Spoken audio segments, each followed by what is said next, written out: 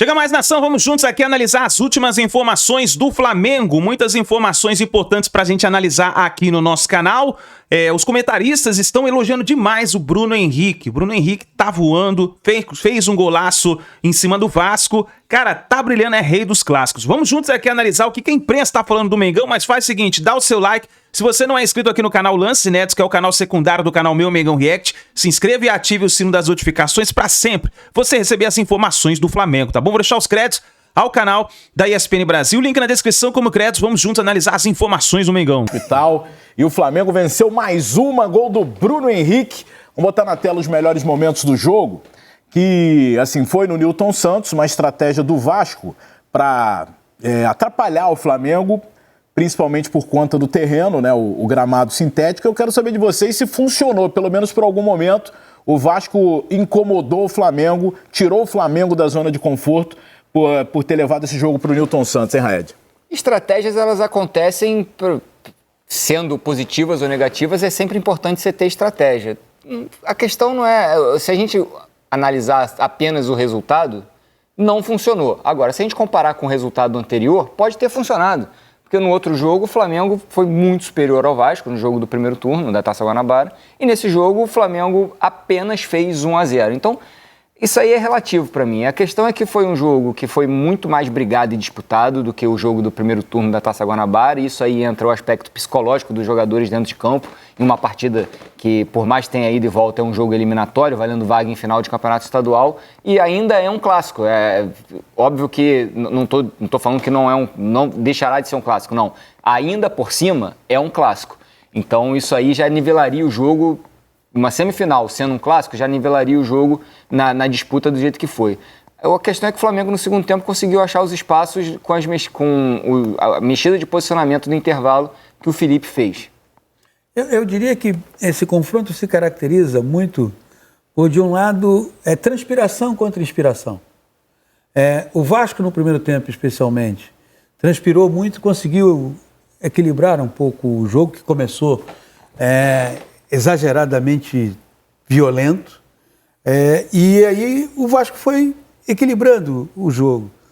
Mas, ao mesmo tempo, quando na segunda fase, aí entra a inspiração.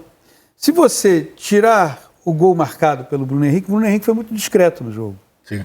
Mas ele tem a inspiração, que o Vasco não tem, de num lance fazer um belíssimo gol.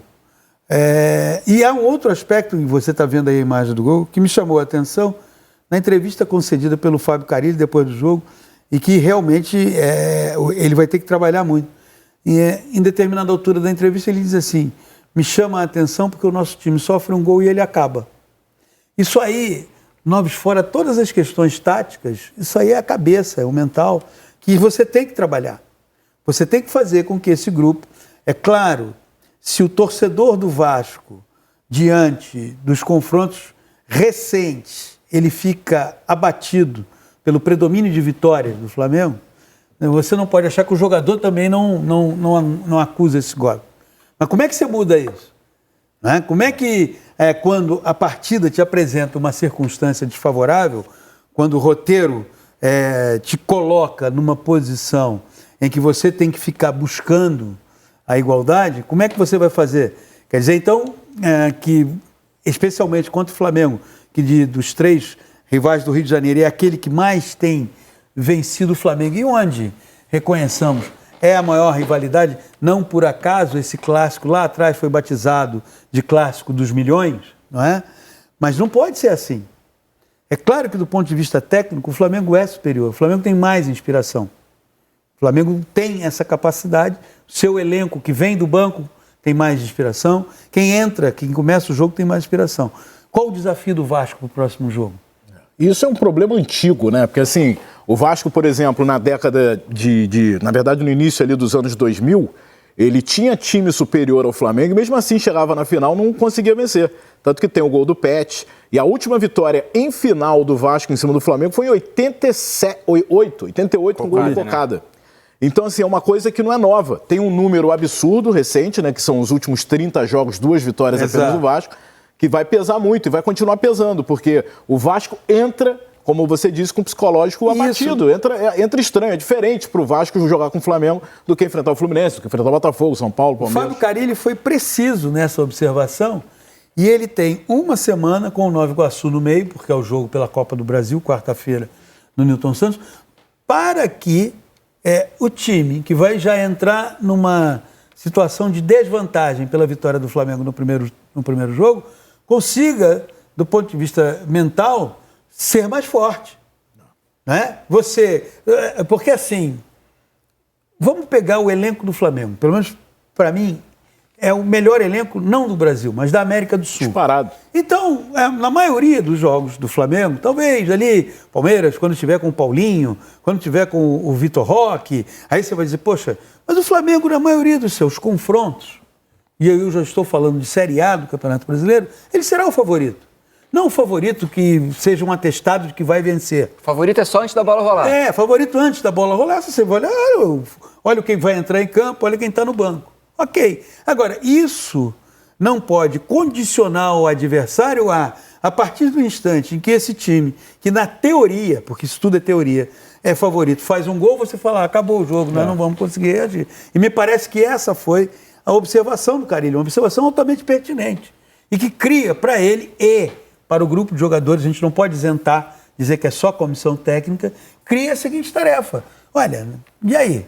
Como é que vai fazer? Que é transpiração contra inspiração, já sabemos. Mas e aí? O Flamengo faz alguma coisa? Como é que reage do ponto de vista emocional? Acho que esse é o maior problema que o Vasco tem. Do ponto de vista tático, é claro que o Carilli sabe montar uma equipe. Você pode concordar ou não com as ideias que ele leva a campo, mas ele tem competência para isso, olha o currículo dele. Não é nenhum neófito no futebol, não é nenhum incompetente também no futebol.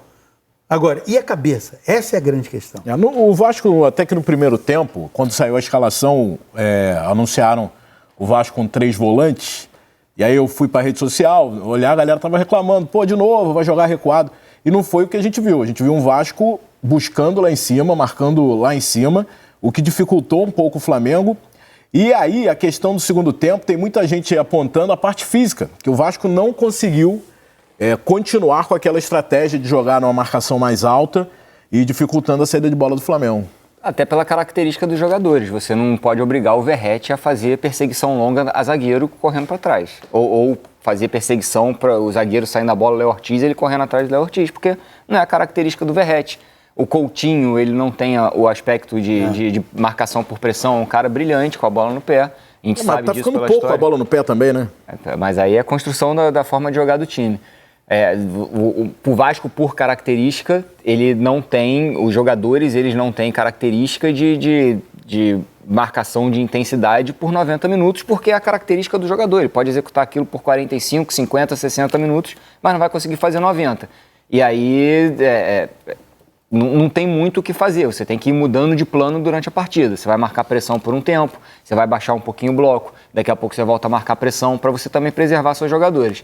E para mim foi isso que aconteceu. Com relação aos 3 volantes do Vasco, para mim era uma solução meio óbvia, porque o Flamengo, quando vai para o campo de ataque e tenta construir lá perto da intermediária ofensiva, ele aproxima e agrupa 4 jogadores ali próximos da meia-lua. São geralmente 2 atacantes, né? O Arrascaeta e mais um atacante referência, e os dois meias, 2 pontas que seriam um pouco mais abertos, eles ficam um pouquinho mais próximos ali da intermediária ofensiva, perto da meia-lua, e fazem um quadrado ali na frente da área do adversário, que é muito difícil, com a qualidade técnica desses jogadores, você conseguir marcar e impossibilitar o time de jogar. Então, com 3 volantes ali, você acaba criando uma perspectiva de superioridade nessa faixa do campo e impede o Flamengo de jogar. E foi isso que o Carilli montou. Mas levou o gol justamente na meia-lua. Ô Dandé, você sabe qual é um dos aspectos que complica muito mais ainda a possibilidade do Vasco chegar a desembarcar na final? É que a equipe do Flamengo é muito difícil num jogo ela não fazer pelo menos um gol. Vamos pegar os clássicos. O Flamengo só não fez gol no empate de 0-0 com o Fluminense. E aí você tem que observar um dado, a circunstância em que o jogo foi disputado. Além do Fluminense ser o time que, em 2 partidas, o Flamengo treinado pelo Felipe Luiz ainda não conseguiu vencer, perdeu uma, empatou a outra, o jogo foi disputado às 4h30 da tarde, no verão carioca. E isso evidentemente teve um impacto no desempenho dos jogadores. Mas a vocação ofensiva, que é um dos traços do trabalho do Filipe Luís, e não poderia ser outro na medida em que ele tem uma oferta de jogadores de qualidade para que ele exerça essa ideia de ter uma equipe ofensiva, essa vocação ofensiva do Flamengo, quando você olha e fala, pô, o primeiro jogo terminou 1-0 para o Flamengo. Poxa, o Vasco tem que vencer por 2 gols de diferença, porque aí se classifica, 1-0, vai para os pênaltis. O problema é, o Flamengo vai fazer gol. Não estou aqui, assim, eu estou me pautando, me baseando pelas estatísticas. O Flamengo é uma equipe que dificilmente, numa partida, ela vai deixar de fazer gol. Se você for olhar, ó, são 24 jogos, 17 vitórias, 6 empates, 1 derrota. 1 gol contra. Tem 92%, 93% de aproveitamento. Absurdo isso aí. Não é? Eu acho que, para desespero dos adversários, o Flamengo acertou um treinador. Porque eu acho que desde 2019, e aí para comparar com o super time do Flamengo de 2019, e depois disso o Flamengo já foi campeão de algumas coisas, né? Com o Rogério, brasileiro, Libertadores, com o Dorival. Mas eu acho que esse é o Flamengo que joga melhor. O Flamengo do Filipe Luís, desde que ele pegou ano passado, é o Flamengo que vem apresentando algo muito parecido com o que apresentou com o Jorge Jesus. É um técnico que olhou, ao ser convidado e aceitar, falou assim, eu não vou em nenhum momento tolher a capacidade que esse grupo tem. Muito pelo contrário, eu vou incentivar. E aí ele conseguiu, eu entendo que o futebol, você tem a questão tática, e já disse agora há pouco, você vai concordar com uma ideia e discordar de outra. Agora você tem um outro trabalho que eu acho que precisa ser muito bem feito, e o Felipe consegue fazer isso, o Arthur Jorge conseguiu fazer isso no ano passado, no Botafogo, que é o trabalho mental. Quando o Flamengo ganhou do Botafogo a Supercopa Rei, o Gerson, à saída de campo, disse o seguinte, a gente já ganhou tudo, mas com ele a gente entra em campo com a sensação de que não ganhou nada. Você desenvolver individualmente isso em cada um dos seus jogadores, para que isso se transforme num pensamento coletivo muito forte, não é atributo de muito técnico, e quando o técnico consegue fazer isso, quando o técnico consegue fazer com que o jogador acredite naquilo que ele está dizendo, e o Felipe não briga com a realidade do jogador. Se o jogador pode fazer isso, eu quero que ele faça isso ao máximo. Se eu desloco, por exemplo, o Bruno Henrique não está jogando aberto, o Bruno Henrique está jogando por dentro. Quantas vezes ano passado diziam, pô, mas o Bruno Henrique por dentro, não, porque ele, não, vem cá, vamos conversar, como é que, olha o gol é de um Bruno Henrique por dentro. Tem gente que fala que foi sem querer esse gol aí, pô, tá de brincadeira, esse é gol de puro talento, de recurso. Olha, eu não discuto gol feito, sabia? Porque como dizia Dario Peito de Aço, feio é não fazer gol. Feio é não fazer o gol. Grande Dadá, vai fazer aniversário esses dias aí, o Dadá, grande ídolo. Então é assim, eu acho que o trabalho do Felipe não é só sobre o aspecto tático, de como o time é montado, e ele é muito bem montado, porque ele é muito bem treinado, mas eu acho que tem essa outra questão de transformar o jogo, a partir do momento em que a bola rola, num exercício de ambição o tempo inteiro. O tempo todo o Flamengo é ambicioso. E esse é mais um problema para o Vasco. Você vai enfrentar um time que não, vou passar a palavra aqui para o Raed, que não vai sentar em cima da vantagem obtida no sábado. Pelo contrário, vai entrar no próximo jogo, é domingo, se não me engano? Sábado, se não me engano. Vai entrar no jogo de sábado como se tivesse sido 0-0 o primeiro jogo. Só ia trazer um dado aqui, só para corroborar isso que o PC falou. O Filipe Luís está à frente do Flamengo há 24 jogos e em apenas 5 jogos, 4 na temporada passada e 1 nessa temporada, a equipe não fez gol. 2 contra o Fluminense. 1 da derrota do Fluminense e no outro ano passado, no 0-0. E os outros 3 jogos foram 3-0. Então, você vê o potencial ofensivo desse time. E, além de tudo, isso passa muito por uma administração. O que é o líder? O líder tem que administrar talentos. Eu vou jogar, o Raed não vai jogar. Eu tenho que mostrar para o Raed que, se ele entrar no decorrer do jogo, ele vai ser útil, ele vai ser importante.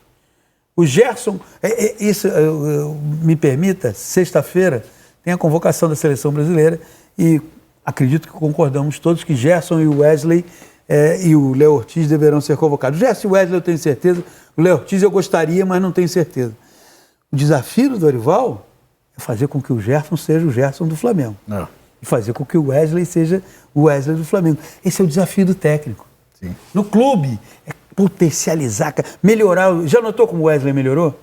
Isso é o Hoje, técnico. para mim, é o melhor lateral direito do Brasil. A melhora do Wesley passa mais pelo lado defensivo do que ofensivo, Mas por isso é o incrível que técnico. pareça. E é lateral, Isso é o técnico, é o trabalho do lateral à moda antiga, lateral Que vai, agudo, que vai vai. pro final, vai pra linha de fundo, tenta drible perto da linha de fundo. E marca. Corta Garoto é um absurdo.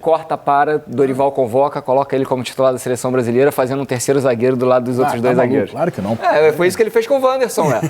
Ele faz isso com o então, Wanderson, não colocou duvido na que função do O Danilo não joga de lateral direito há 500 anos. Na seleção ele é lateral direito. Porque ele faz um zagueiro pela direita. Então é lateral, pô, zagueiro. Mas veja bem, é por isso que eu tenho dúvida na convocação do Wesley. Mas pode continuar. Não, eu acho que, eu entendo que te leva a ter dúvida, mas imagino que você espera que ele seja convocado. Eu espero que ele seja convocado, mas a minha dúvida é porque o Dorival ele monta um lateral direito como um auxiliar de zagueiro para liberar o esquerdo. Essa é que é a sabedoria do técnico.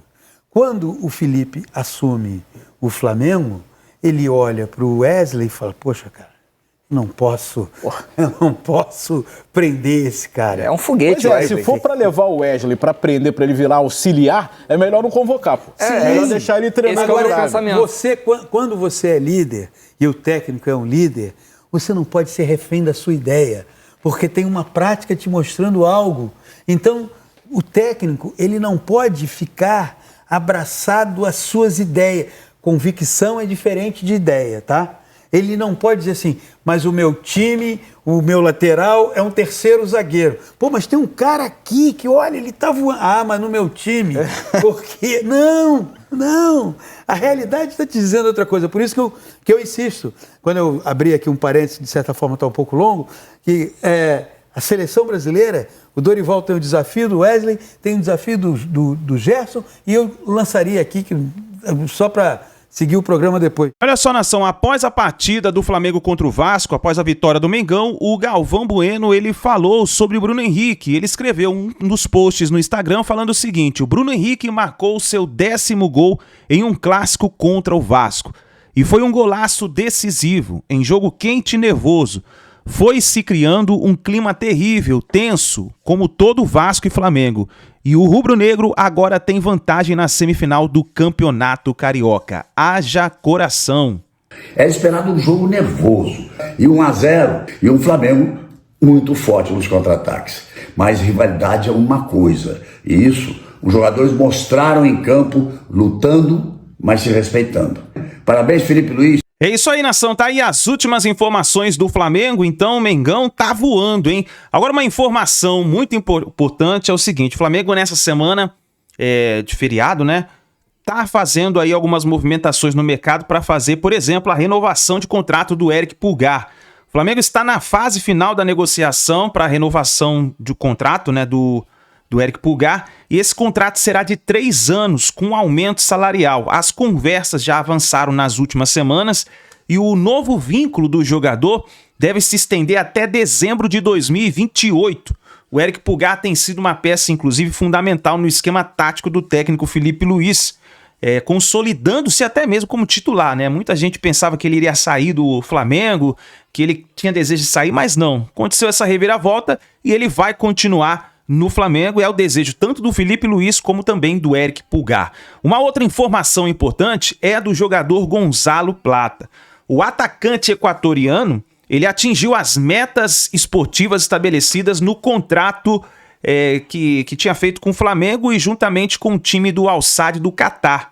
Com isso, o Flamengo exercerá a opção de compra, que será de 50% dos direitos econômicos do jogador, desembolsando cerca de 3,9 milhões de dólares, aproximadamente 22 milhões de reais.